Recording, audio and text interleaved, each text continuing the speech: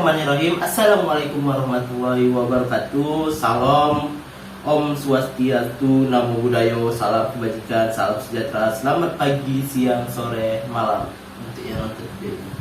Baiklah, kami mau presentasikan yaitu bertema konsep kepartaian di Indonesia. Sebelum kami mempresentasikan, alangkah baiknya kami mengenalkan nama-nama kami dahulu. Nama saya Rona Puziandi.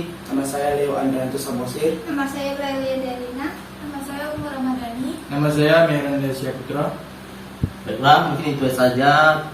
Untuk tidak memperpanjang waktu, alangkah baiknya saya memperpendek waktu. Langsung saja yang dibacakan oleh teman saya,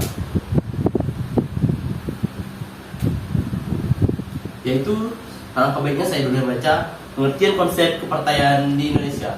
Sistem kepartaian adalah pola kompetisi terus-menerus dan bersifat stabil yang selalu tampak di setiap proses pemilu tiap negara. Sistem kepartaian bergantung pada jenis sistem politik yang ada di dalam suatu negara. Selain itu, ia juga bergantung pada kemajemukan suku, agama, ekonomi, dan aliran politik yang ada. Semakin besar derajat perbedaan kepentingan yang ada di negara tersebut, semakin besar pula jumlah partai politik. Selain itu, sistem-sistem politik yang telah disebutkan turut mempengaruhi sistem kepartaian yang ada. Sistem kepartaian dibagi menjadi tiga, yaitu satu, sistem partai tunggal. Sistem partai tunggal digunakan untuk partai yang benar-benar menjadi satu-satunya partai dalam sebuah negara. Negara yang menerapkan sistem partai tunggal hanya memiliki satu partai yang memegang kekuasaan atas militer, pemerintahan, serta menguasai segala aspek yang berkaitan dengan kehidupan masyarakatnya. Partai tunggal biasanya berlaku di negara-negara komunis dan fasis. Partai tunggal yang menjadi satu-satunya partai besar digunakan sebagai alat pemerintah untuk menguasai masyarakat dan melanggengkan kekuasaan pemerintah. 2. Sistem dwipartai.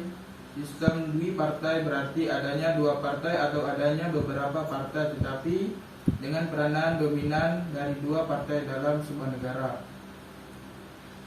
Dewasa ini hanya sedikit negara yang menggunakan sistem dwipartai, diantaranya adalah Inggris, Amerika Serikat, dan Filipina.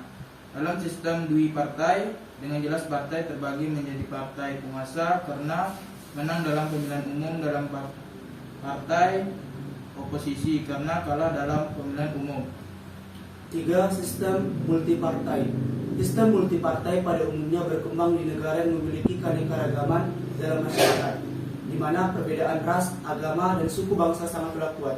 Sistem multipartai lebih mencerminkan keanekaragaman budaya dan politik daripada sistem dwipartai. Negara yang menggunakan sistem multipartai adalah Indonesia, Malaysia, Belanda, Prancis, Swedia, dan lain-lain. Sistem multipartai tidak memiliki satu partai yang cukup kuat untuk membentuk pemerintahan sendiri, sehingga terpaksa membentuk koalisi dengan partai lain. Oleh karena itu, sistem multipartai mencerminkan adanya lebih dari dua partai yang dominan. Sistem kabinet yang diterapkan umumnya berupa sistem kabinet parlementer. Parlemen cenderung memiliki posisi lebih kuat dibanding lembaga eksekutif, karena parlemen dapat menjatuhkan kabinet dengan mosi tidak percaya. Fungsi kepartaian: 1. Komunikasi politik. 2. Sosialisasi politik. 3. Rekrumen politik. 4. Pengatur konflik. 5. Artikulasi kepentingan. 6. Organisasi kepentingan.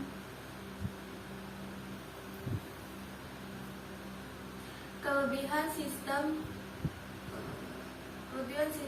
kepartaian di Indonesia.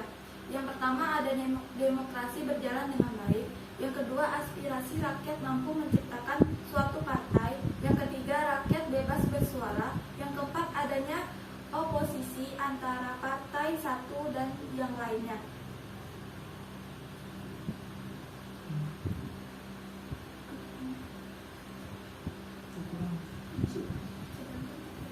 Sedangkan kekurangannya antara lain adalah 1. Menimbulkan persaingan tidak sehat. 2. Paling menjatuhkan antar partai satu dan yang lainnya. 3. Dapat menghambat kelancaran semua program kerja pemerintah. 4. Partai-partai politik dalam arti tidak sehat yang melakukan money politik dan memberikan uang kepada rakyat agar memilih partai tersebut. Dari sinilah sifat-sifat para pemerintah yang akan korupsi muncul. 5. Berujung pada pemusuhan dan perpecahan di antara partai satu dan yang lainnya. 6. Pemerintah tidak fokus lagi terhadap rakyat, melainkan waktu bagaimana cara mempertahankan kekuasaan. 7. Adanya konflik sara. 8. Kekuatan partai politik satu dengan yang lainnya tidak akan terlalu jauh, sehingga muaranya akan ke arah bagi-bagi kekuasaan. 9. Pemerintah akan semakin gemuk semakin akibat dari banyaknya kepentingan partai yang harus dikomodir dan sulit menempatkan orang yang benar di tempat yang benar. 10.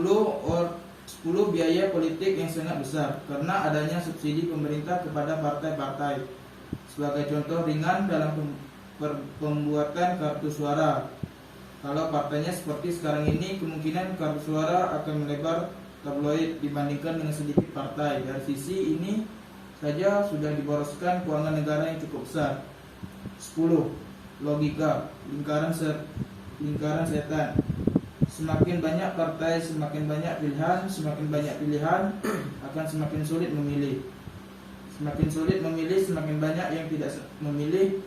Semakin banyak golput, semakin mundur arti sebuah demokrasi.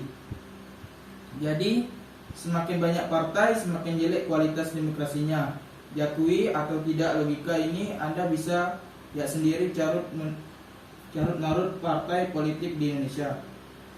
12. Banyaknya uang yang diinvestasikan pada hal-hal kurang produktif bagi masyarakat banyak. Sebagai contoh ringan saja, Anda boleh lihat, hitung, dan analisis sendiri berapa rupiah yang dihamburkan hanya untuk membuat stiker, baliho, spanduk, bendera, dan iklan politik. Mungkin itu saja yang kami dapat sampaikan dari hasil presentasi kami tadi. Terlebih terkurang kami mohon maaf. Wassalamualaikum warahmatullahi wabarakatuh.